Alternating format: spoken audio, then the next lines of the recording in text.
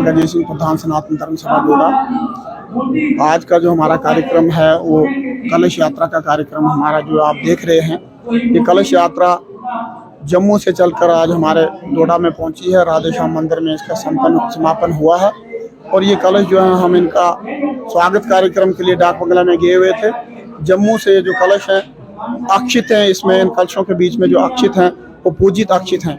तो वो इससे पहले का जो कार्यक्रम हमारा था उस कार्यक्रम में घर घर हम गए थे, हमारी टीमें घर घर गई थी और श्री राम जन्मभूमि के लिए मंदिर बनने के लिए पैसे का हमें धन संग्रह किया हुआ था। आज का जो कार्यक्रम हमारा है, इस कार्यक्रम में हम यहाँ पर ये अक्षित लेके आए हुए हैं और ये 5 अक्षित हमारे नगर के लिए, हर नगर के लिए अलग से अक्षित आए हुए हैं। कलश अलग नगर के लिए, हर नगर के लिए अलग अलग अक्षित आए हुए हैं। तो हमारे ये 5 कलश हैं जो हमारे डोडा नगर के लिए हैं। 5 बस्तियां डोडा में हैं, जिन बस्तियों के लिए संघ की दृष्टि से 5 बस्तियां बांटी गई हैं और ये 5 कलश हैं। अब यहाँ के बाद हर मंदिर में ये कलश का एक एक कलश जाएगा। शिव मंदिर तोंदवा, शिव मंदिर नगरी, शिव मंदिर बंडोड़ा, शिव मंदिर केशव नगर।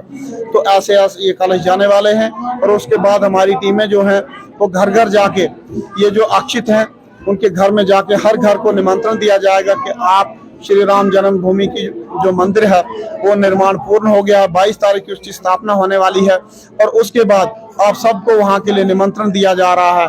उस निमंत्रण के लिए हम ये अक्षित लेके हर घर में जाने का प्रयत्न करेंगे और हमारा ये कार्यक्रम है। जो लोग वहाँ नहीं पहुँच सकते 22 तारीख को, क्या उसके लिए कोई आपने यहाँ पर कोई प्रबंध रखा है, कोई इस तरह की चीजें रखी जो सनातन धर्म सभा की? देखिए, सनातन धर्म सभा की ओर से तो जो भी हमारे धार्मिक कार्य है उन सब कार्यों को करने का हमारा प्रयत्न रहता है और ये बहुत ही खुशी का मौका है कि 22 जनवरी जो आएगी हमारे लिए खुशी का, जो हमारे सपनों का 500 साल से हमारा समाज तड़प रहा था और उस जो हमारा जो कार्य है वो पूर्ण हुआ है। वो बड़ी खुशी का उल्लास है और बड़े अच्छे तरीके से, बड़े खुशी के साथ 22 तारीख को भी हम मनाएंगे। तो कहते हैं सनातन धर्म के लोग 22 तारीख को ही अब दिवाली मनानी चाहिए, क्या आप किस तरह से? देखिए, दिवाली का पर्व अपना है लेकिन 22 तारीख का पर्व अपना है। 22 तारीख का पर्व भी दिवाली से कम नहीं होगा, उससे भी बढ़ चढ़ कर ये कार्यक्रम होगा। जो काफी बरसों से जो है एक टेंट में थे, अभी जो है वो जनवरी में जो है अपने भव्य मंदिर वहाँ पे जो विराजमान होने जा रहे हैं, उसी उपलक्ष्य पे ये यात्रा, कलश यात्रा आज ज़िला डोडा में आई, जिसमें जो है सनातन धर्म सभा के और राम लल्ला के भक्तों ने, देश प्रेमियों ने इसका बढ़ चढ़ कर स्वागत किया। ये चोनीलाल सुपुत्र ठाकर बुरी सिंह देसा का रहने वाला हूँ, लेकिन 1965 से डोडा में रहता हूँ। ये 1988 की बात है। 1940 में श्री राम का मंदिर को लाग लगा दिया गया था। 1988 में जब उसका खोला, ये फैसला हुआ कि यहाँ पर मंदिर बनाया जाएगा। उन्होंने छोटी छोटी पर्ची छपाई और पूरे हिंदुस्तान में बांटी और उस पर्ची का ये था हर आदमी को, हर इंसान को देनी थी। उनसे 100 रुपये लेना था ताकि सब लोगों को पता लगे कि वहाँ श्री राम का मंदिर बन रहा है और इसके लिए हम सब पूरे हिंदुस्तान के जितने भी हिंदू समाज है उनका सहयोग हो। तो इस बारे में यहाँ पर एक मीटिंग हुई, विश्व हिंदू परिषद वाले आए, राणा गोपाल सिंह के घर में ये हुई मीटिंग हुई जिसमें श्री संतोष कुमार भी शामिल थे और बहुत से लोग थे। वहाँ पर यह फैसला हुआ कि भाई आप लोगों को वो जो 100 रुपये की जो टिकटें, पर्चियाँ, वो सबको बांटनी है, इसलिए जम्मू आके आपने ट्रेनिंग लेनी है। तो हमने कहा ठीक है, हम आएंगे। फिर कुछ दिन के बाद हमको वहाँ बुलाया गया जम्मू में। हमने ट्रेनिंग की कि हमने वो पर्चियाँ कैसे बांटनी है और 100 लोगों से रुपये लेना है। फिर बहुत से लोग थे लेकिन कोई तैयार नहीं हुआ, सिर्फ मैं ही था जिसने वहाँ से टिकटें लाई और उनसे मैंने कहा कि मैं ठाठरी से लेकर और बनाल तक ये जो श्री राम की जो टिकटें हैं ये सबको बांटूंगा और इन्फॉर्म करूंगा कि वहाँ पर मंदिर बनना है और 100 रुपया हमने लेना है। मैं गया, मैंने वो टिकटें लाई, मैंने ठाठरी से जब ये काम शुरू किया तकरीबन 10,000 रुपये वसूली हो चुकी थी। मैं रात को, उन दिनों रामलीला चलती थी, रात को हनुमान चालीसा पढ़ते पढ़ते जाता था। जैसे कुल्हांड गया मैं, जैसे कई में गया, भागुआ में गया, उड़धार में गया, रात को जाता था, फिर लोगों को वहां पर बताता था।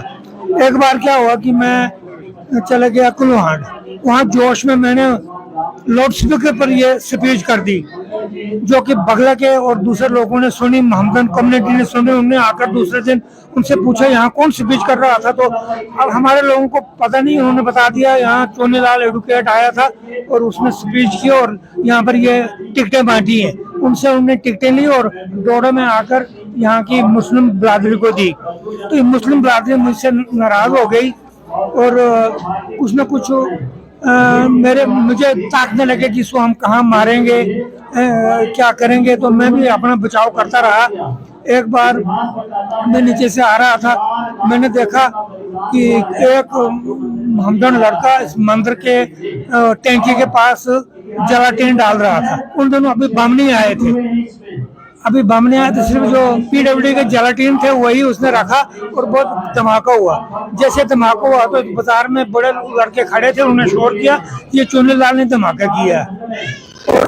इस तरह से मैं बाजार में जब गया तो मेरे पीछे पीछे चलना शुरू हो गए लोग और पीछे पीछे जुलूस निकाला, पूरी सारी दुकानें बंद हो गई और कहने लगे भाई चोर पकड़ा गया। मैं थाने में पहुंच गया, वहां भी लोग आ गए लेकिन पुलिस ने मेरा बचाव कर दिया, मुझे कोई चोट नहीं लगी। फिर मेरे घर पर गए, मेरा घर सारा तोड़ दिया, सब तोड़ दिया, घर टीवी तोड़ दिया, दरवाजे तोड़ दिए, सब कुछ तोड़ दिया। मेरे परिवार वाले चले गए और वो उधर पार परियोत में रात को रहे, हमारी रिश्तेदारी थी वहाँ रहे और मुझे थाने में बंद कर दिया। डीसी और एसपी यहाँ पर नहीं थे उस वक्त, वो भद्रवा में थे। जब आए तो उन्होंने रातों रात मेरे खिलाफ सीआईडी रिपोर्टें तैयार की और पब्लिक सेफ्टी एक्ट के लिए तैयार किया। दूसरे दिन मुझे श्रीनगर भेजा और श्रीनगर में मैं जेल में रहा। उसके बाद मैं जम्मू गया और मेरे खिलाफ एक तो गवर्नमेंट ने एक इंक्वायरी बिठाई। श्री रिटायर्ड जनक राज जज थे भद्रवा के, जनराज कोतवाल साहिब थे, वो इंक्वायरी करने लगे। उन्होंने आकर जम्मू में मुझसे पूछा कि भाई क्या हुआ, मैंने सारी कहानी बताई। फिर हाई कोर्ट में भी मेरा केस चला। 45 दिन के बाद एक ही दिन हाई कोर्ट के जज ने भी और जनक राज जी ने भी एक फैसला दिया कि ये बेकसूर है, इसको छोड़ दिया जाए। तो मुझे वहां से छोड़ दिया गया। लेकिन साथ में क्या किया था उन्होंने कि उन दिनों दिवाली के दिन वो दिवाली के पटाखे मेरे घर में दिखाए कि ये इसके घर में हमको बम मिले और वो इवन टेस्ट के लिए भेजे। तो वहां से उनको जहाज पड़ी कि तुम हमारा टाइम क्यों जाया कर रहे हो, वो वापस आ गए। फिर टाटा का केस मेरा कोर्ट में चला जम्मू। तो यहाँ बहुत से मुसलमान मेरे बिरादरी के जो वो शहादत थे, जब वो आए वो भी डर के मारे मेरे साथ ही जम्मू जाते थे। वहाँ उन्होंने कहा हमें कुछ पता नहीं है, मैं बाइज्जत बरी हो। ठीक है, आपने कहा कि मेरे खिलाफ पीएससी भी लगा और बहुत सारी पीएसआई जरूर लगा, लेकिन हाई कोर्ट ने भी मुझे बरी कर दिया। और जो जनक राज रिटायर्ड जज था, जो इंक्वायरी अफसर जज बनाया था, उसने भी मुझे एक ही दिन में दोनों ने फैसला दिया और मैं बाहर आ गया। लेकिन टाटा का केस था, टाटा के केस में फिर यहाँ से कुछ हमारे मुसलमान बिरादरी के लोग मेरे साथ आए। वो अकेले नहीं जाते थे, डर के मारे मेरे साथ जाते तो वहाँ कोर्ट में मुकर गए कि हमें कुछ पता नहीं है। तो इस तरह से मैं बाइज्जत बरी हो गया। तो मैं पहला आदमी हूँ। जो सपना आपने देखा था राम मंदिर बनने का, वो राम मंदिर बन गया है और उसके मुझे मेरा उस वक्त जवानी का जोश था। ये आपसे 34 साल पहले की बात है। जो कम से कम 45 साल की उम्र के हैं या उससे ज्यादा, उनको इस कहानी का पता है। तो इस तरह से यह हुआ था, हमारा सपना था और परमेश्वर ने यह सपना पूरा कर दिया और बड़ी सलाह के साथ हुआ। अब हमारी हिंदू मुस्लिम बिरादरी भी इसमें कुछ किसी को उतर नहीं है। अब वो मंदिर बनेगा, चूंकि बनना चाहिए था। वहाँ वो हिंदू का मंदिर था, बाबर ने जबरदस्ती मंदिर को तोड़कर वहाँ पर मस्जिद बनाई थी। तो फिर दोबारा तो मंदिर बन रहा है और अब भी यही समाज में हर जगह ये बात पहुंचाने के लिए कि वहाँ पर मंदिर बन रहा है, वहाँ पर दोबारा पूजा होगी और वहाँ पर मूर्ति की स्थापना होगी। तो इसलिए सब लोगों तक ये मैसेज पहुंचाने के लिए सारा जो इस वक्त आजकल चल रहा है पूरे हिंदुस्तान में, ये चलाया जा रहा है। और मैं सब बात का ख्याल रखेगा और हम सब लोगों में हिंदू मुस्लिम में यूनिटी होते हुए ये सारा काम संपन्न होगा।